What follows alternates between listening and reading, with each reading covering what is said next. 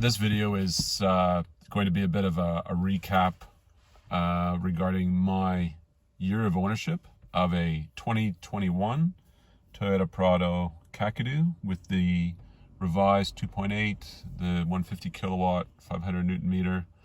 So a little bit about the ownership experience, and then I'll move into some, I suppose, some tips and tricks I found over my my year of ownership. So I guess, yeah, getting right into it, the first thing I wanted to share with everyone was our general fuel consumption. So we're on a half a tank. It's a 150 liter tank. If we have a look, average fuel economy, we're sitting on 11 liters per 100K. And this is mixed urban driving. So definitely city stop go, mixed in with a bit of 80, 100K zone. So pretty good. I'm pretty happy with that. I have noticed in some instances, particularly when the DPF burn is going on, that just goes way, way up. And I'm talking like, if you're not moving, you could see 30 liters per 100. If you are in traffic moving along, it might go from say 11 up to 15. And it sits there for a while, but I mean, I guess the bigger picture is how much does it really affect your consumption overall? And I'm sort of going back to that half tank and saying that, you know, these are some recent drives DPF may have kicked in or not during that reset. But the bottom line is, you know, we're averaging around 11 in mixed urban driving. And generally on a road trip, we'll see anywhere between 7 to 10, depending on load, passengers, wind, etc. I have seen it down as low as 6.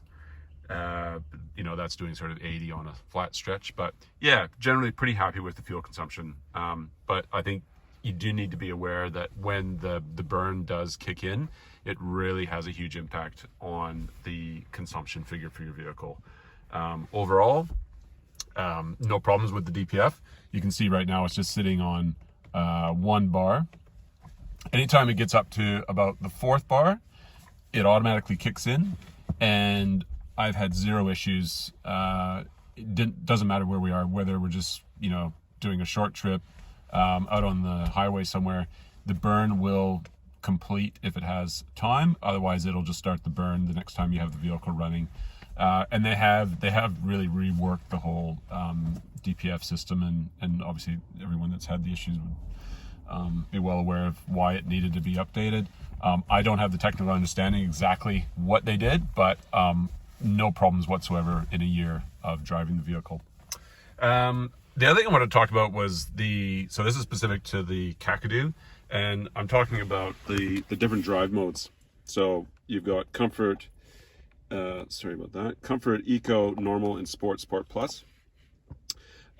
Generally I leave it in normal, but I do muck around with a lot. It's really easy. I mean, you kind of get to know these buttons sort of intuitively, so you can actually press them while you're driving without actually having to look at them. My experience is that the kinetic dynamic suspension system, which the Kakadu models have, is really actually quite useful, and it is particularly useful, you know, if you're loading up, going into a corner, not at great speed, but just, you know, if you're going around a corner, you come off some motorway exit. It really does benefit the vehicle. It does ride a lot flatter. What I have noticed is in maybe a long sweeping corner where you're not traveling at excessive speed, it doesn't seem to be as effective. It doesn't seem to really flatten the car out, and I don't know if that's just the way the system is, that the hydraulics are not, for whatever reason, they're not being triggered to the degree that they are in most scenarios. But overall, like, I think it's a great system. I've used all the modes extensively. Sport plus for sure, twisty roads and such. You get obviously a more reactive throttle feel, in addition to a tauter suspension, so it does crank up the suspension a bit. Eco mode, sorry, almost never use that. But I have used comfort, and that does really soften it up. So if you're on really rough roads, I can see the benefit of it. But again, you know, you're going to be compromised a little bit if you're going through some sort of twisty bends. But anyway, yeah, overall, I think KDSS is great. I just think there are a few scenarios where it might not be as effective as it's probably marketed to be, in my personal opinion. A couple other things with ownership. I did this in a previous video, and I was talking about the air conditioning system and how you do have rear vents.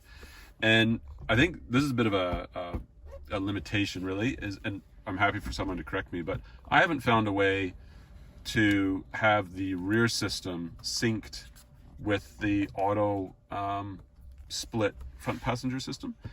And you know, maybe I missed something in the owner's manual, but anyway, the rear system is great, but if I change the temperature at the front and I go to the rear, obviously the rear system is still set to the rear temperature.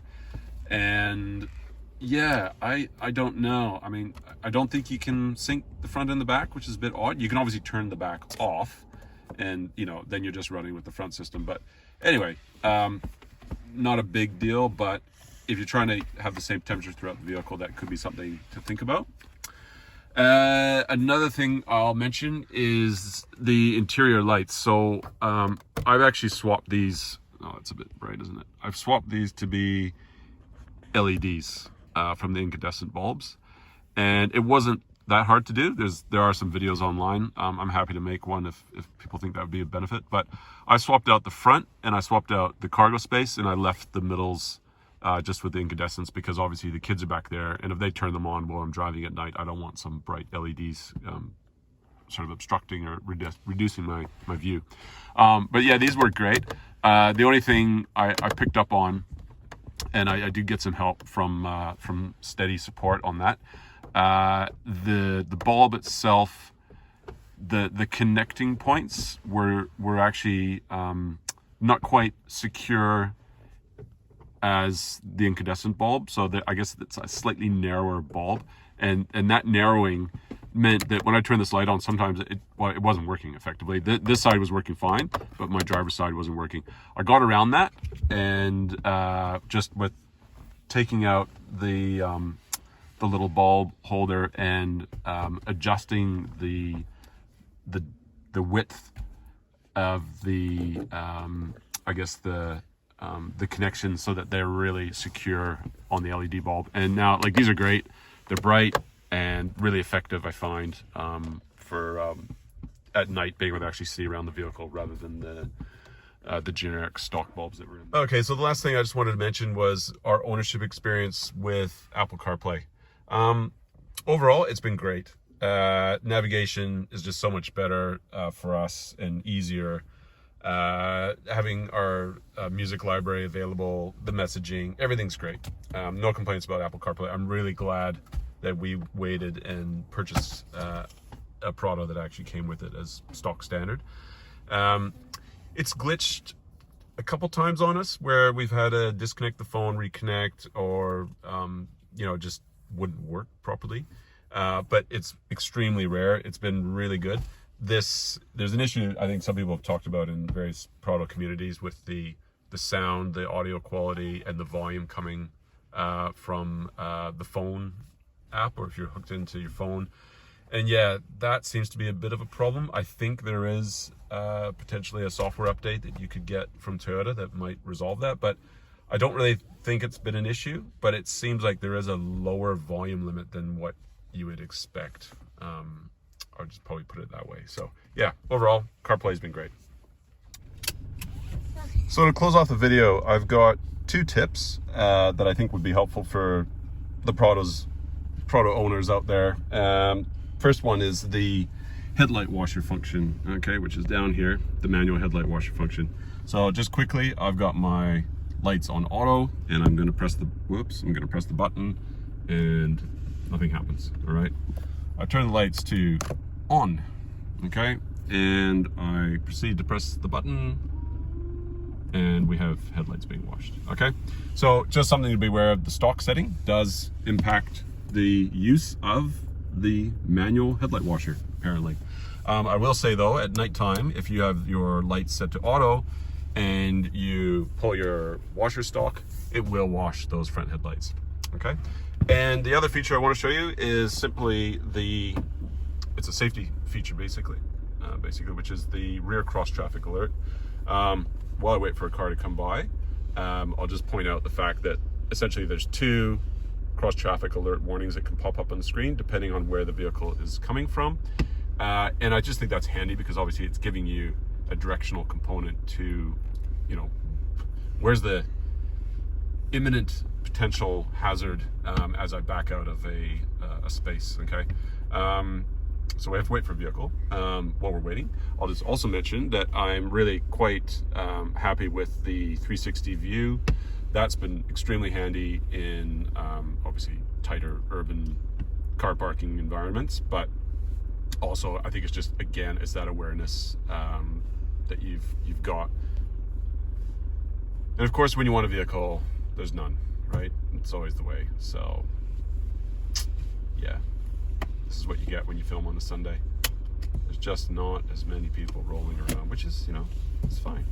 What else can I show you? We can look at the change of the camera view.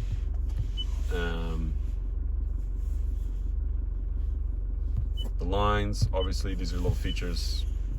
I just leave mine like that, but you can modify those as well.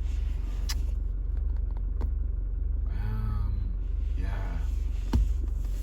can't ask for cars, can I? I mean, generally we want less cars, so yeah. Any bets how long it's going to take for a car to come past? There we go. Okay, so from the rear left, you saw that vehicle.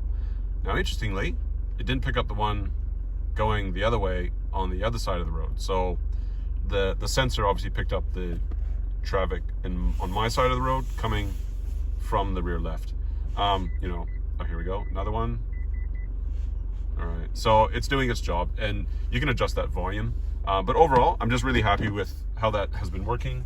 And overall, I'm satisfied with the vehicle. It has been problem-free. Absolutely nothing has gone wrong with the vehicle in our time.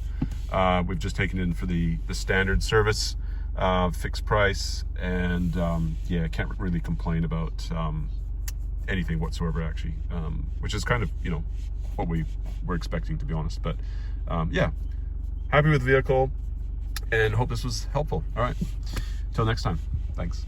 Okay, just quickly wanted to add in how the underbody of the vehicle's looking. Okay, so we've done some light off-roading, nothing major, nothing near a beach.